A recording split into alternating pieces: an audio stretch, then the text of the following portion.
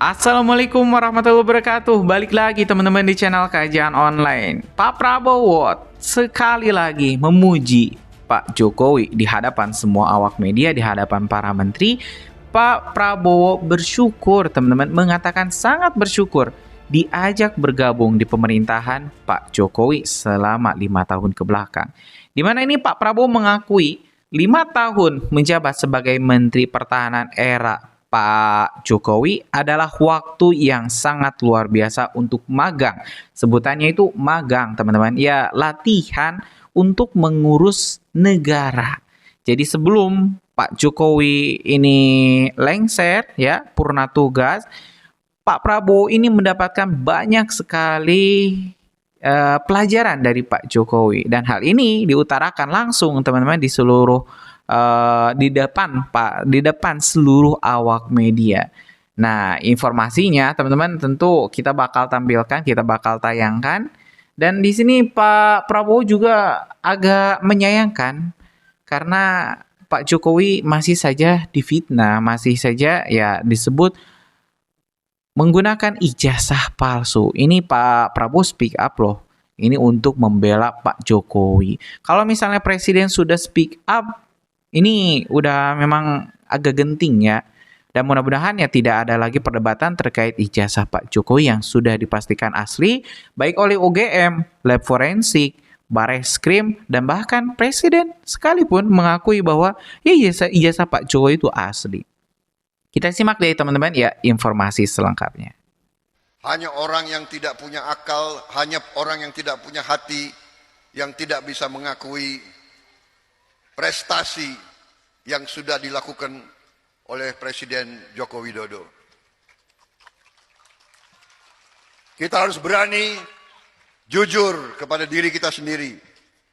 Katakanlah yang benar itu benar dan yang salah itu salah.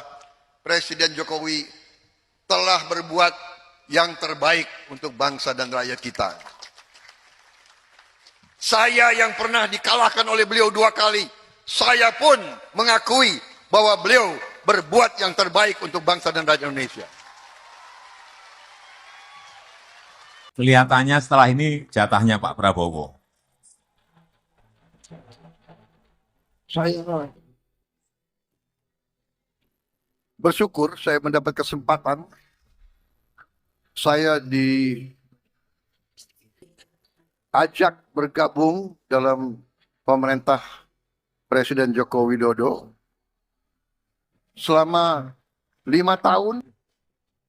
Selama 5 tahun saya masuk ke dalam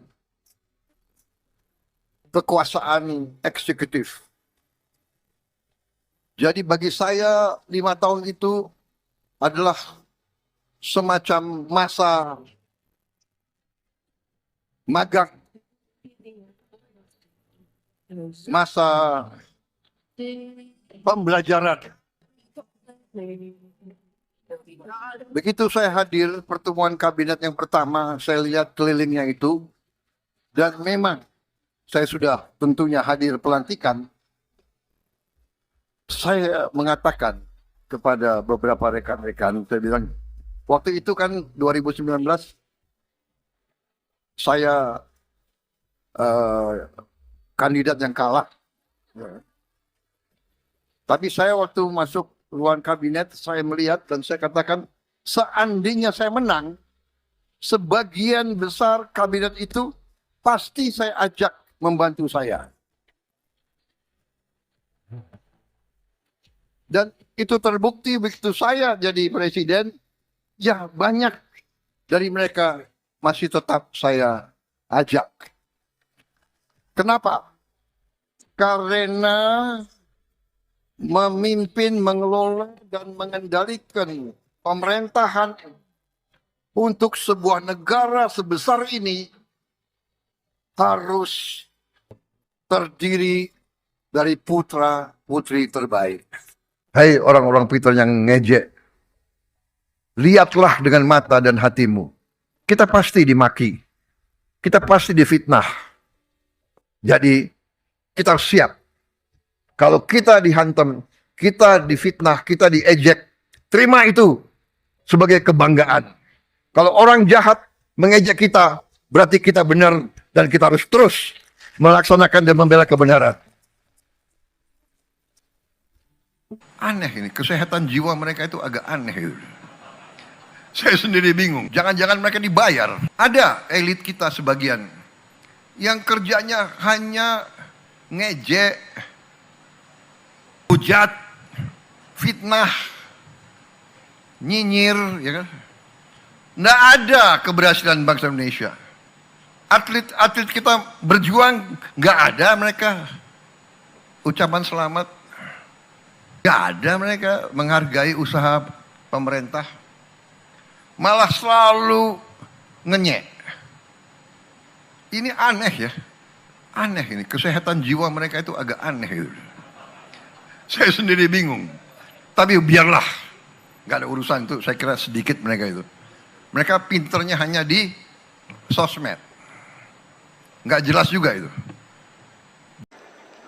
Sudah 1 tahun kita menerima tugas dari bangsa Indonesia. Saya dibantu oleh pembantu-pembantu saya.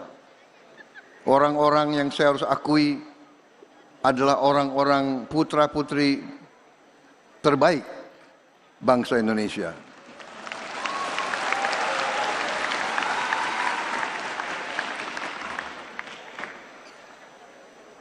Saya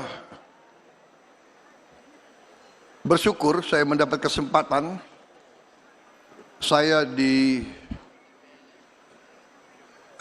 bergabung dalam pemerintah Presiden Joko Widodo selama 5 tahun. Selama 5 tahun saya masuk ke dalam kekuasaan eksekutif. Jadi bagi saya 5 tahun itu adalah semacam masa magang, masa pembelajaran. Begitu saya hadir pertemuan kabinet yang pertama, saya lihat kelilingnya itu, dan memang saya sudah tentunya hadir pelantikan. Saya mengatakan kepada beberapa rekan-rekan, saya bilang, waktu itu kan 2019 saya kandidat yang kalah, ya kan? Tapi saya waktu masuk ruang kabinet, saya melihat dan saya katakan, seandainya saya menang, sebagian besar kabinet itu pasti saya ajak membantu saya. Dan itu terbukti begitu saya jadi presiden, ya banyak dari mereka masih tetap saya ajak. Kenapa? Karena memimpin, mengelola dan mengendalikan pemerintahan untuk sebuah negara sebesar ini harus terdiri dari putra-putri terbaik. Tidak bisa kita sembarangan. Jadi saudara-saudara, ada memang kita harus akui dengan kebaikan bangsa Indonesia, elitnya juga banyak yang ya mau dikatakan apa ya, nggak tahu. Pengalaman saya semakin tinggi di masyarakat, sesungguhnya semakin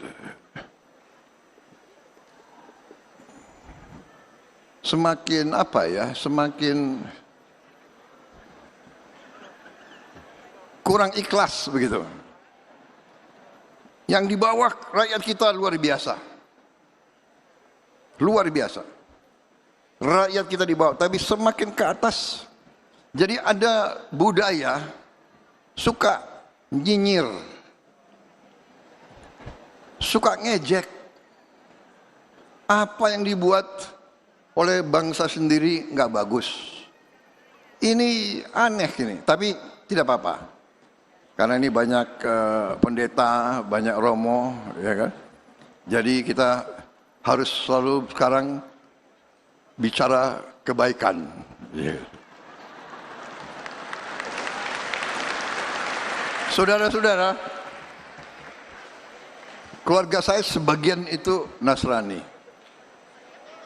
Tapi kadang-kadang kalau ajaran Nasrani yang paling pokok ya, Monsinyur kalau tidak salah ya, pendeta, yang paling pokok adalah kalau pipi kiri kita ditempeleng, kita harus kasih pipi kanan. Betul, betul. Betul ya? Betul. Karena waktu kecil saya sekolah Kristen juga saya itu. Jangan-jangan saya ngerti cerita-cerita di Bible lebih dari saudara-saudara itu. Jangan-jangan. Bener kan? Ajaran Nasrani. Kalau ditempeleng pipi kiri harus kasih pipi kanan. Harus memaafkan, kan begitu kan? Forgive those that trespass against us. Benar nggak?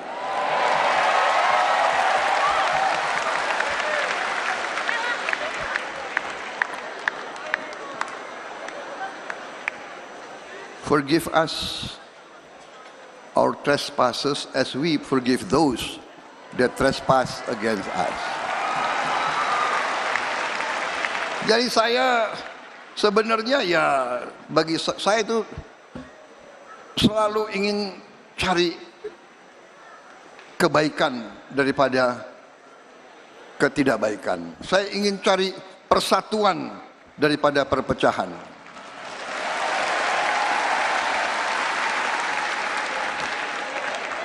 Kalau masuk ke dalam kancah politik, pasti persaingan sangat keras, ketat, dan tidak ada masalah. Masuk lapangan bola pun persaingan sangat keras. Mana ada orang yang mau kalah. Benar? Iya kan? Waktu kita kalah sepak bola saja sedihnya bukan main. Aku kalah Pilpres berapa kali itu, udah lupa.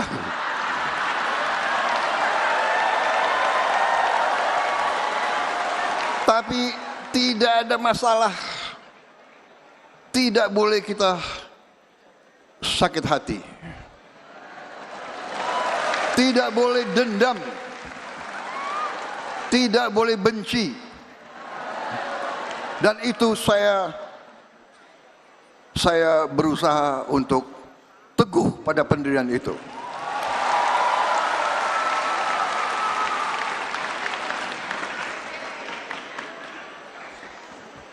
Waktu muda di Jakarta sebagai anak muda, kita selalu mau belajar bela diri. Kenapa? Kita tidak mau kalah kalau kita berkelahi. Jadi saya cari guru kemana-mana. Dan semua guru yang saya ketemu, yang hebat silatnya itu, selalu mengajarkan, Prabowo, kamu harus berani. Tapi jangan dendam dan jangan benci. Dan ini saya kira ajaran semua agama kita. Jadi saya kadang-kadang kalau di keluarga saya, beberapa saudara saya malah suka marah sama saya. Bowo, kamu kenapa selalu, dia dulu begini-giniin kamu. Saya bilang, itu kan dulu.